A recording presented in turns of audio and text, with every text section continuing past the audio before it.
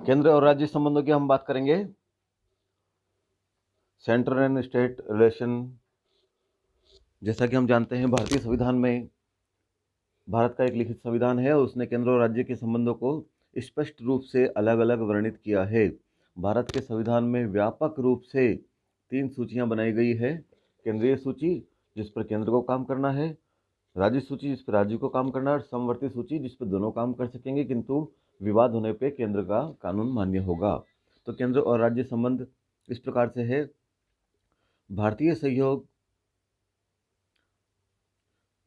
भारतीय संविधान सहयोगी संघवाद को स्वीकार करता है, जिसमें संघ शक्तिशाली होता है पर राज्य कमजोर नहीं होते, एवं दोनों सरकारें एक दूसरे की पूरक होती है। इस दृष्टि से भारतीय संघवाद अमेरिकी संघवाद के बजाय कनाडियन संघवाद के ज़्यादा नजदीक है। अतः भारतीय संविधान को A.H. बिर्च तथा ग्रैन्विल ऑस्टिन जैसे विचारक सहयोगी संघवाद की उपाधि देते हैं। भारतीय संघीय मॉडल के अंतर्गत केंद्र राज्य संबंधों के स्वरूप का निर्धारण शक्तियों के विभाजन एवं राजनीतिक परिस्थितियों से प्रभावित है। शक्तियों के विभाजन की दृष्टि से केंद्र राज्य संबंधों को 3 भागों में बांटा जा सकता है। जैसा कि हमने बात की थी, केंद्र तथा राज्यों के विधायी संबंध, केंद्र तथा राज्यों के प्रशासनिक संबंध, केंद्र तथा राज्यों के वित्तीय संबंध। अब बात करेंगे केंद्र और राज्यों के विधायी संबंधों की। केंद्र राज्य विधायी संबंध की 7वीं अनुसूची में वर्णित संघ सूची राज्य सूची तथा समवर्ती सूची पर आधारित है। संघ सूची, इस सूची में राष्ट्रीय महत्व के विषय शामिल है। सूची में कुल 97 विषय है। मुख्य है रक्षा, वैदेशिक मामले, युद्ध, संधि, नागरिकता, रेल, बंदरगाह, वायुमार्ग, डाक तार, संचार, मुद्रा बैंक इत्यादि। इन विषयों पर अनन्य रूप से केंद्र को विधेयक बनाने का अधिकार है। अब बात करते हैं राज्य सूची की। इस सूची में स्थानीय महत्व के विषय है। इस सूची में मूलतः 66 विषय थे, किंतु 42वें संविधान संशोधन द्वारा इस सूची में 5 विषय समवर्ती सूची में शामिल कर दिए जाने से इसमें वर्तमान में 61 विषय शेष है। इसमें प्रमुख विषय है सार्वजनिक व्यवस्था, पुलिस, जेल, जन स्वास्थ्य, सफाई, स्थानीय शासन, बाजार, कृषि और मत्स्य यानी मछली पालन आदि। इन विषयों पर विधि निर्माण का अधिकार सामान्य परिस्थितियों में राज्य विधानमंडलों को है। अब बात करते हैं समवर्ती सूची की। इस सूची में स्थानीय और राष्ट्रीय दोनों दृष्टियों से महत्वपूर्ण विषय सम्मिलित है। इस सूची में मूलतः 47 विषय थे, किंतु 42वें संविधान संशोधन द्वारा सूची के 5 विषय इस सूची में शामिल किए जाने से विषयों की संख्या 52 हो गई। इनमें प्रमुख है आपराधिक कानून प्रक्रिया, सिविल प्रक्रिया, विवाह, तलाक, जनसंख्या नियंत्रण तथा परिवार नियोजन, विद्युत, श्रम कल्याण, आर्थिक एवं सामाजिक योजना, दावा, अखबार, पुस्तक, प्रेस इत्यादि। इन विषयों पर राज्य एवं संघ दोनों को विधायन का अधिकार है, किंतु यदि राज्य विधि और संघीय विधि में टकराव होता है तो संघीय विधि प्रभावी होगी। यदि राज्य विधि को राष्ट्रपति की अनुमति मिली है तो राज्य में राज्य विधि ही प्रवर्तित रहेगी। अब बात करते हैं केंद्र राज्य प्रशासनिक संबंधों की। संविधान के भाग 11 में अनुच्छेद 256 से 263 तक केंद्र राज्य प्रशासनिक संबंधों का उल्लेख है। केंद्र राज्य संबंधों में प्रशासनिक संबंधों का संयोजन सबसे कठिन कार्य है।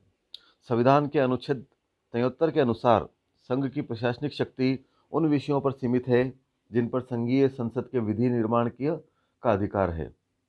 इस प्रकार अनुच्छेद 162 के अनुसार राज्यों की प्रशासनिक शक्तियां उन विषयों पर सीमित है जिन पर राज्य विधानमंडलों को विधायन का अधिकार है। समवर्ती सूची के विषय पर साधारणतः प्रशासनिक अधिकार राज्यों में निहित है, किंतु इन विषयों पर राज्यों की प्रशासनिक शक्ति कुछ विशेष परिस्थितियों में संघ की प्रशासनिक शक्ति के अधीन है, जहां संविधान या संसद द्वारा ऐसा प्रावधान किया गया है। राज्यों की प्रशासनिक स्वायत्तता पर संविधान द्वारा राष्ट्रीय एकता की दृष्टि से संघ का नियंत्रण स्थापित किया गया है और ये उपबंध इस प्रकार हैं। संविधान के अनुच्छेद 257 के अनुसार राज्य का दायित्व है कि वह अपनी कार्यपालिका शक्ति का प्रयोग इस प्रकार करे जिससे संसद के कानूनों का अनुपालन सुनिश्चित हो तथा केंद्रीय प्रशासन में कोई बाधा उत्पन्न न हो। संविधान के अंतर्गत देश राज्यों को निम्नलिखित मामलों में निर्देश दे सकता है कि राज्य अपनी कार्यकारी शक्ति का प्रयोग इस प्रकार करे कि संचार के साधनों को बनाए रखे एवं उनका रखरखाव करे, राज्य रेलवे संपत्ति की रक्षा करे, प्राथमिक शिक्षा के स्तर पर राज्य से संबंधित भाषाई अल्पसंख्यक समूह के बच्चों के लिए मातृभाषा सीखने की व्यवस्था करे, राज्य में अनुसूचित जनजातियों के कल्याण के लिए विशेष योजनाएं बनाए और उनका क्रियान्वयन करे। राष्ट्रपति राज्यों की सरकारों या उनके पदाधिकारियों को संघ सूची में वर्णित विषयों से संबंधित कोई कार्य सौंप सकता है।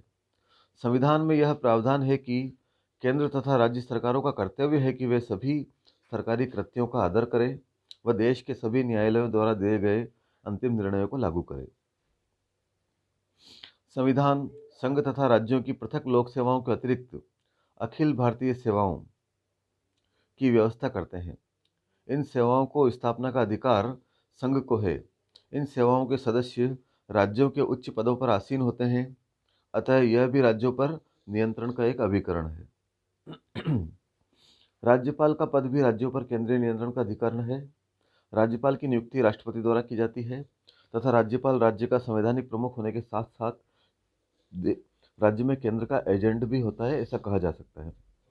संविधान संघीय संसद को यह अधिकार प्रदान करता है कि वह किसी अंतर्राज्यीय नदी और नदी घाटी के पानी के प्रयोग, वितरण और नियंत्रण के संबंध में किसी विवाद या शिकायत पर न्याय निर्णय दे सकती है।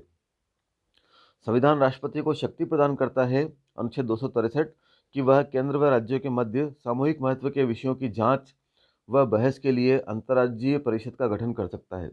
इस तरह की परिषद का गठन 1990 में किया गया था। संविधान संसद को संवैधानिक उद्देश्य से अंतर्राज्यीय व्यापार, वाणिज्य एवं अंतर संबंध की स्वतंत्रता हेतु किसी प्राधिकरण का गठन करने के लिए प्राधिकृत करता है।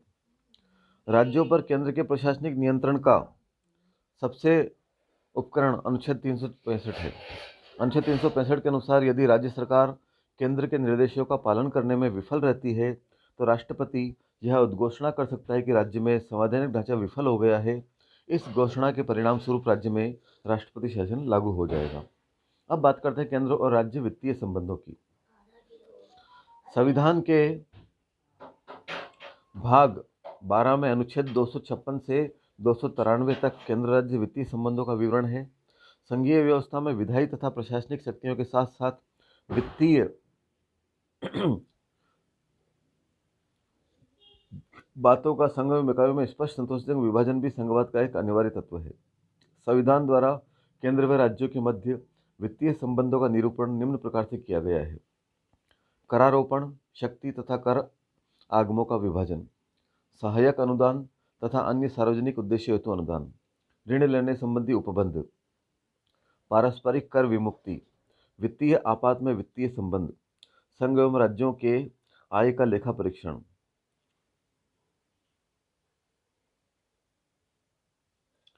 स्वतंत्रता के उपरांत केंद्र राज्य संबंध का मसला अत्यंत संवेदनशील मामला रहा है।